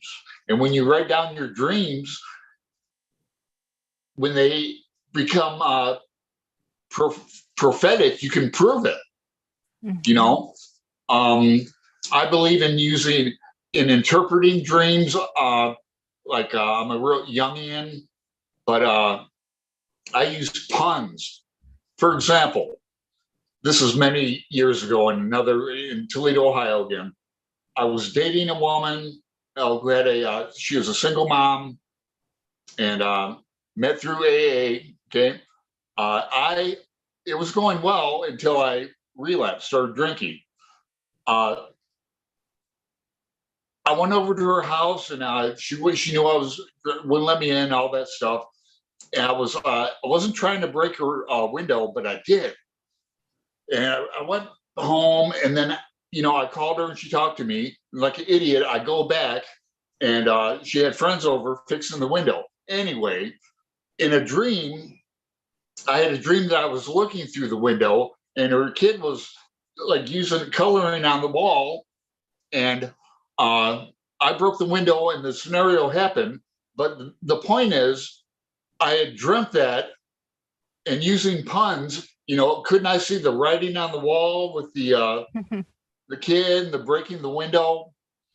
So that's one of the examples from my life. And I could tell you some more about like ghosts and that, but I'll let somebody else talk. That's interesting. I find that if I'm writing down my dreams, if I'm making a point of doing that, then I start remembering my dreams more. Like if I'm consciously thinking about them, then I will remember them. And if I'm not, then they're sort of elusive. Of psychology will tell you that that's exactly how you remember your dreams better. Okay. By doing a conscious effort and Yeah. telling yourself to go to bed and writing them down will actually help you better. So that does work. Yeah. Do you have any, Bree? Paranormal? Any paranormal experiences? Lots.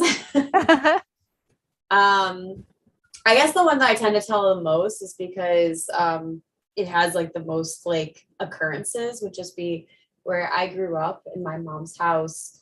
Before my mom had bought it, it was a very old house.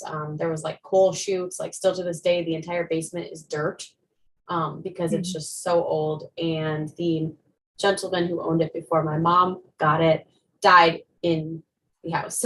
And they decided to put my bedroom door where his body would have been. So growing up, there was definitely just all the time, I would hear people walking or a person walking. I would feel like a breeze occasionally brush through me. Stuff would move around my house. The one in particular, though, it was when my mom had added on to the house, but me and my friend, I had a sleepover and we were like, I don't know, fifth grade. That's probably what more closer. And I had been sleeping on the bed and she was on my floor, and we both simultaneously rose up at the same time and asked, like, where are you going? Why are you walking across the floor? And neither of us had moved at all.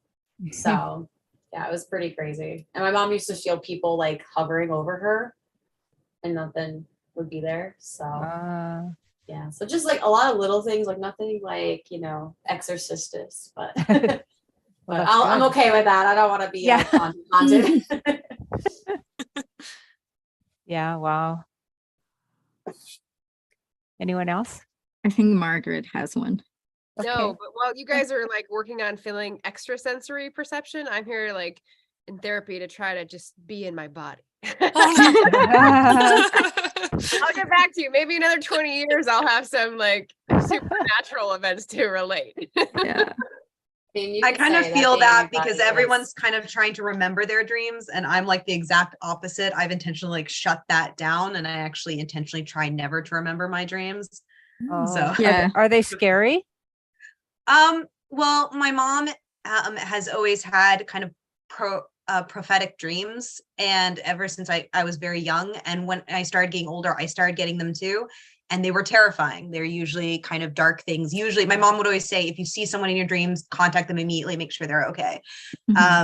So I was always terrified of them. And so I've kind of just, for me, not remembering a dream is a good thing. I don't ever want to remember them. So yeah, I'm kind of terrified of them personally. Yeah. Like actually like the channel that I'm working on, the storytells and narrations are based on that, because I have something that is called hypnopompic hallucinations, which is basically from the state to sleeping to waking up. You actually like see things. It's like very equivalent to night terrors, but you are half asleep, half awake. And basically what you are dreaming, you are also seeing in your physical environment. So it's very hard to tell the difference. And everybody experiences them differently, but there's not enough data that talks about it. So I wanted to start talking about it in my using like a little bit of art and the narration about it. But yeah, I totally relate with Corey, like some things you just don't want to remember or don't want to see. But I do believe that scripting, like writing them down, actually helps a lot. And also when you're having like something that is too intense and that maybe is prophetic or something, the best thing to do is just like breathe within that experience and just, like say something absurd, because when something is absurd in your brain, immediately it disconnects and it doesn't get you deeper and deeper and deeper into a hole that you don't want to, you cannot get out of. So that's a great trick that I have learned over the years. Yeah. Did we have anyone else? I figured out the raffle, by the way. I think. We all did it together. Yeah, I just all the names are in an Excel, and then it's just going to be a random number picker. So much better than what I was trying to do. So much better.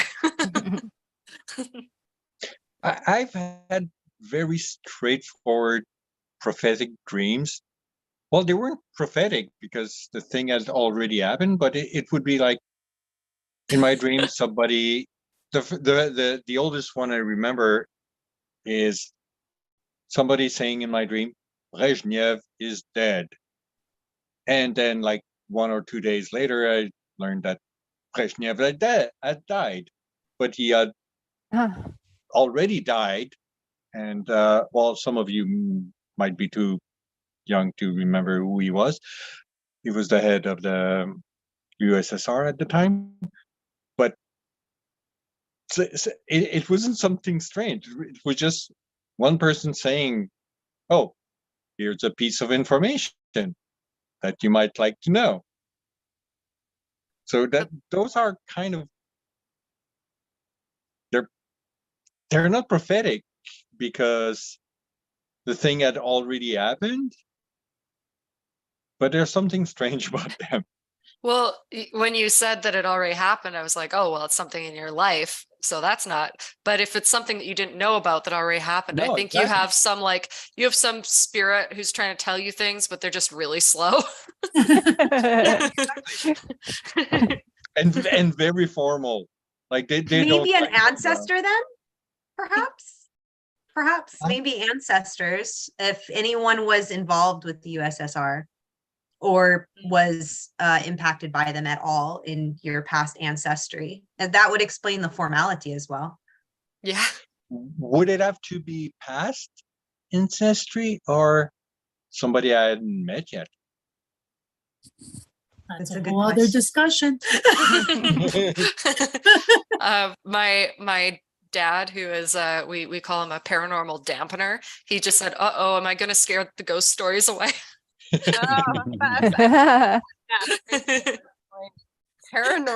dampener. Wow. Yeah. You should tell one of those, Holly. I tried to get him on my stream and he's like, you don't want me. I'm like, but the stories. Which one? One of the questions You could tell the marbles one. That's about the dampening. Oh yeah. Sorry, Yeah. Marc-Andre.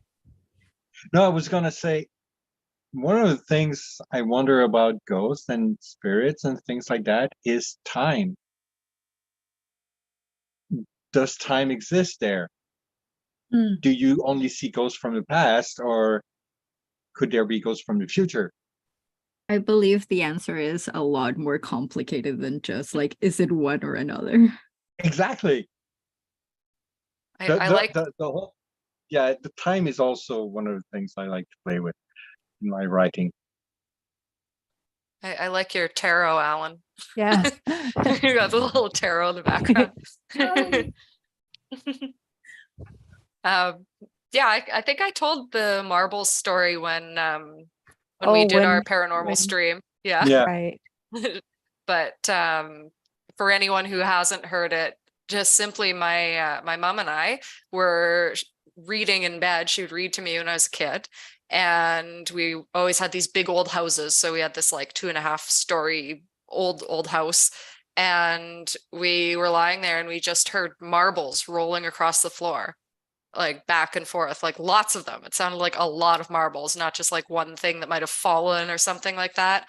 And it happened a few nights in a row where we would just be reading and then we'd stop and both just stare up. And one night my dad came into the room because his studio was like the next room over. And he just came in and he goes, what are you looking at? And my mom goes, we're just listening to the marbles roll across the floor. But it stopped once he became aware of it. That tended to happen with paranormal things. And it's happened to him a lot, but there's so many stories. I'll have to get him on for the next paranormal chat. I'll bully him into it. Or not paranormal. Yes, the not paranormal chat. Anti-paranormal chat. That sounds like a very valuable superpower. Depends if you want to see the paranormal things or not. I guess. Or if the paranormal is helping or not. Yes. That. Yeah, he's been useful in getting rid of things a couple times. So that's been good. I can tell a short one, a little one. Do we have time? Yeah. Oh, hang on. Wait. We had another backer for $10 from another Holly. Thank you if you're in the chat. Much appreciated. Okay, yes, tell your story.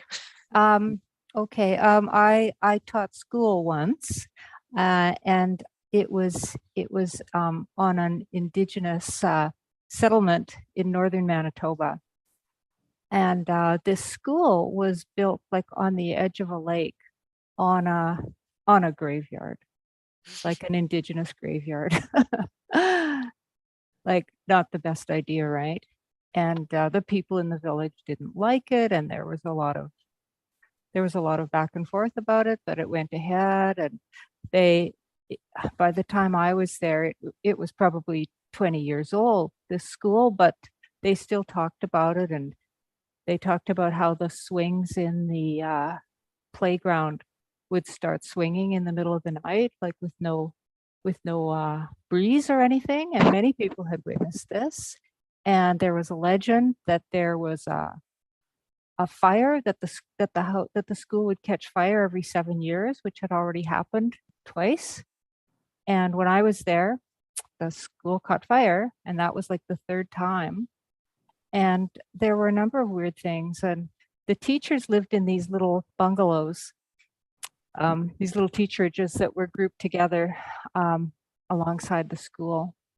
And I was very young, and I was living in one by myself. And some strange things were happening in that house, such as a breeze coming from nowhere, just in the middle of, like, I'm sitting at the kitchen table marking papers, and suddenly my hair is blowing in the wind, and I'm looking around like, where did that come from? And one thing that started up at one point, a few months after I'd been there, was a moaning sound that would come from the oven. And I was, there were things that were objectively scary, but I was never one to be scared by them for some reason. Like, I just would be, sort of intrigued.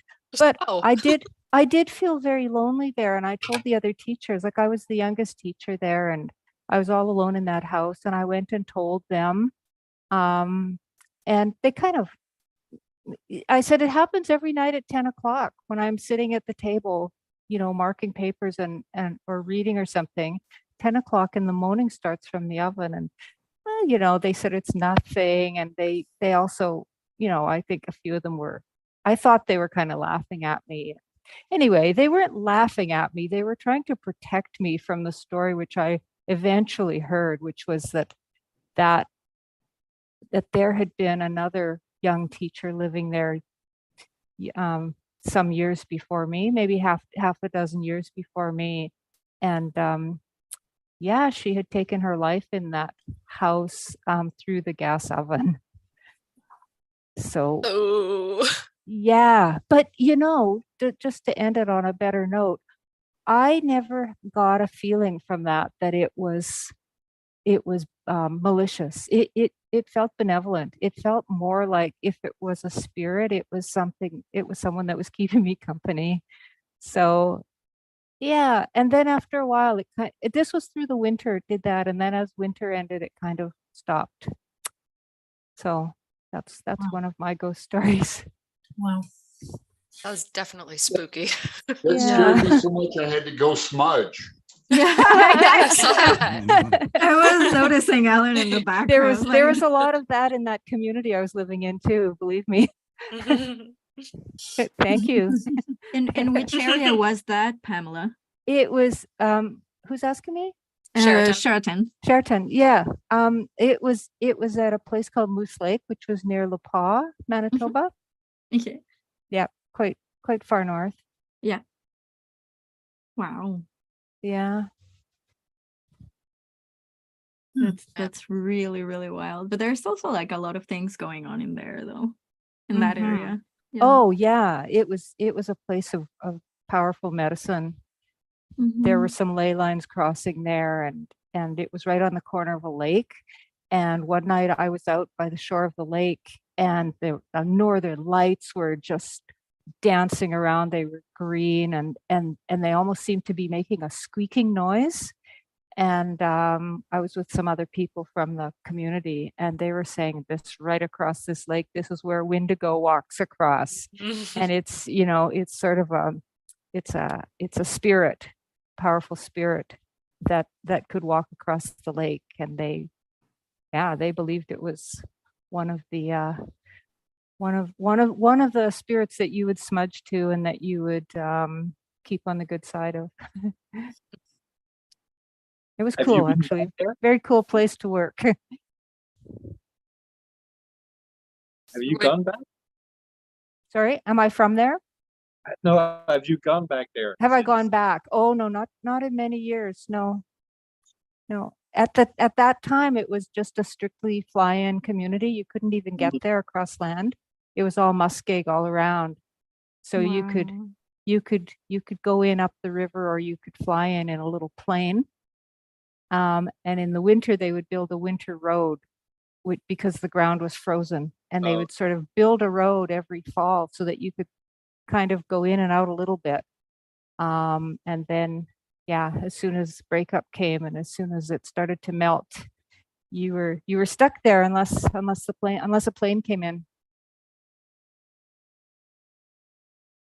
So I'm going to interrupt the awesome paranormal stories. Whenever I get into this, I want to keep going forever. Yeah. But for those who are watching, I think there are about 20 of you still here. We are going to do the raffle soon. So if you want to get any last minute pledges in, or like raise your existing one to get some more tickets, now is the time. I'll give you about 5 minutes, I guess 4 now. So we'll do it at like 7:55. I've got everything set up. I'm going to screen share so you can see that I'm not, cheating anything. And we'll do the random number picker in 5 minutes. And then if you watch this back later and you missed it and it is not yet 9 a.m. on the 17th, you can still back and you'll get awesome things too. You just won't get the chance of the 9 free books, but you can get the anthology, which is incredible. So definitely well worth it. We are now at, just an update, 5,310. Yay. Harley was super generous and raised her pledge again. So thank you, Harley. And we had I think I already thanked the other Holly. Yes, I'm caught up. A little out of it, everyone. Oh, PM Brown is here. Hello. Oh. Well, PM Brown's representative, rather. So, here. I feel like we need the little do. I don't know. Once we wrap up. You gotta be careful. Oh yeah, the copyright. I'm not monetized. It's fine. Can do anything I want when I'm not monetized. Anybody besides me watching Jeopardy's Masters tournament? Is that Jeopardy? still going? Yeah, the Masters tournament with James and Amy and. I haven't watched Jeopardy since Alex Trebek died, but I was religiously watching every single night up until his death, and then I was very sad, so I stopped watching. Wasn't he a host for like a very, very, very long time? Yeah, literally the OG. And okay. He left with his death, so. Oh wow. Which was very sad. I grew up with Alex Trebek, so. Yeah, he started. It was still silent. Like he started in 1910. Like, wait, what? Wait a second. My brain isn't working well enough right now to take that sort of thing. I'll believe it for like way longer than I should. But was he like one of the longest hosts ever or something like that too? Yeah. Okay. I just know about It's Always Sunny in Philadelphia. It's like their longest live action sitcom thing, which is awesome. Very inappropriate, right? but awesome. It's in like its 16th season now. It's the longest like sitcom that ever ran, and it beat out, what was the other one? But there was another one that it just beat like last year. It's the longest running one in the US. Oh, okay. That's it. All right, the there's one UK in does the have a UK. lot. Huh. I don't Yeah. remember the name. Is last Coronation Street still going on in the Yes. UK? Really? Coronation Street? Soap opera. Yeah. Coronation Street is the longest soap Yeah, in soap opera. history. Yeah. I mean, that's been going on for 50 years or something. Oh yeah. But yeah, and like Doctor Who has been going on forever. The UK has us beat.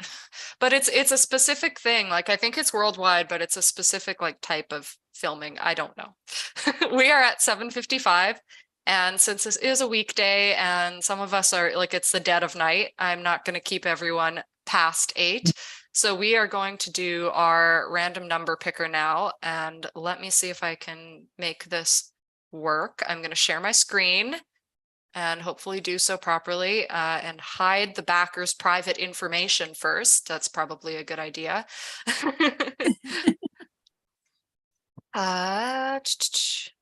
Now I need the music. I can come in with Okay. trivia, which is to tell you that It's Always Sunny just beat out The Adventures of Ozzie and Harriet, which is where I got the phrase, "Do you want a trip to the moon, Alice?" Which no one understands anymore. Oh my gosh. Okay. No. Is that the Honeymooners? That's the Honeymooners. Ah, okay. Excellent. Straight to the moon, Alice. Yeah. Thank you, Pamela. Yeah. So we have a total of 257 names here, which is amazing. Thank you so much, everyone, for coming in with these last minute backings. And I have my random number picker at the ready. So I am going to generate, drum roll, 49.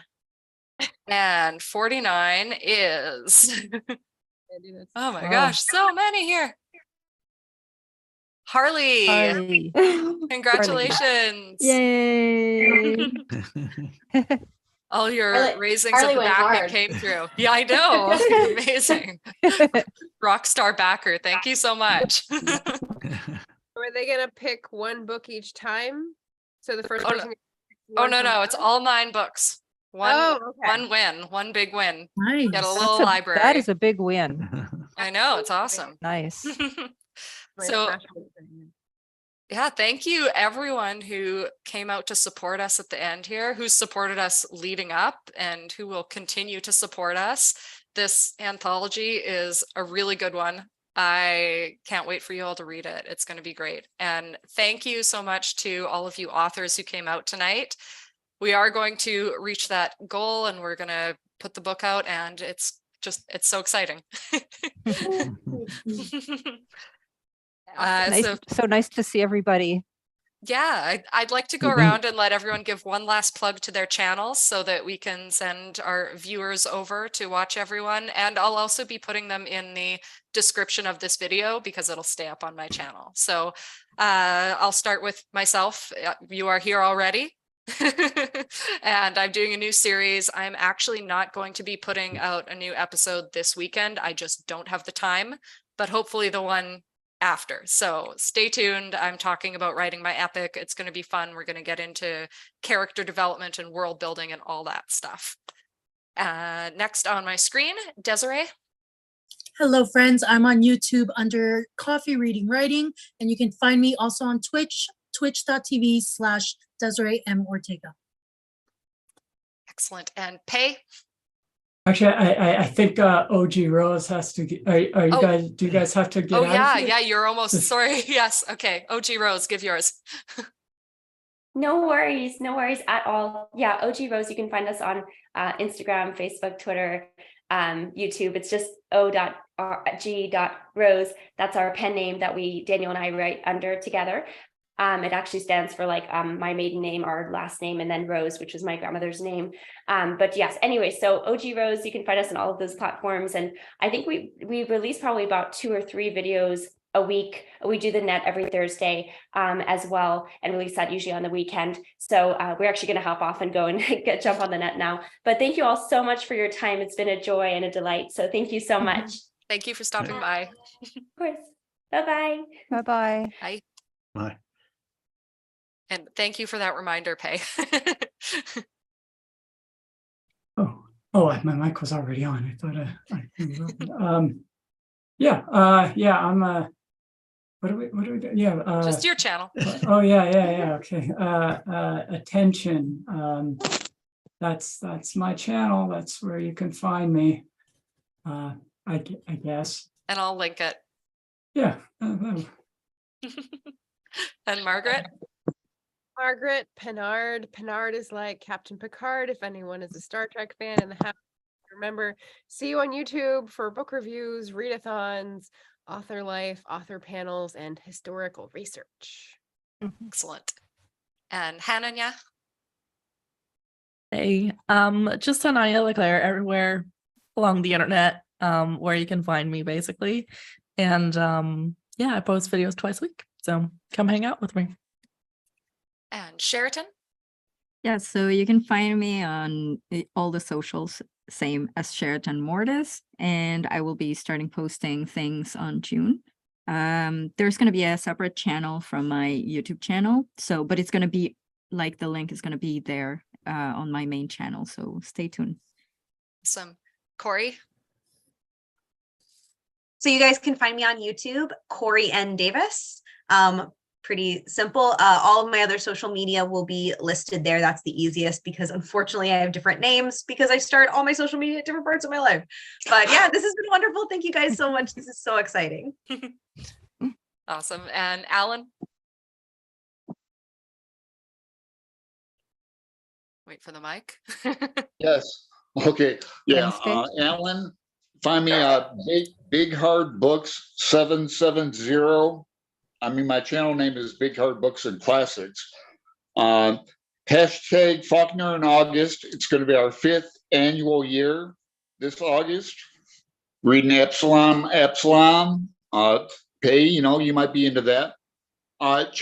Finally, check out this. I've never really written a long poem like this I'm writing on not on the walls, but all this weird, and then I get to piece it together.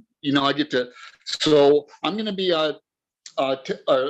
emailing you, Holly, to see if there's any room for that anywhere. Otherwise, but thanks for having us. I can't wait till the live show either next month. Yeah, definitely. It'll be great. Thank you. All right. Thank you. And Bree? Hi, I am Bree Bonomo on YouTube. You can find me on Twitter and Instagram at Bree B Writes.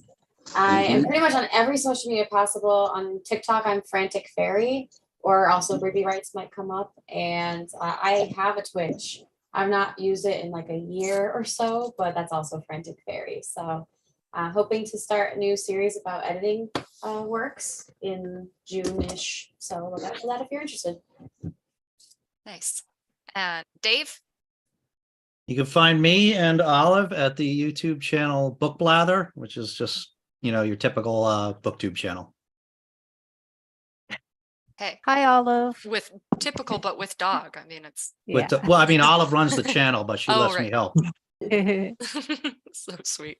And Marc Andre? I'm on YouTube on the Haunted Montreal channel, Montréal Hanté, I do the French part. We do videos these days every 2 Saturdays. And I used to have a Twitter. I don't know what happened to it.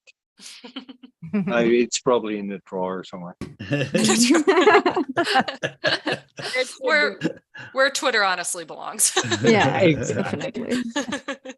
And Pamela, you do not have a channel, but you will be launching a website soon, right?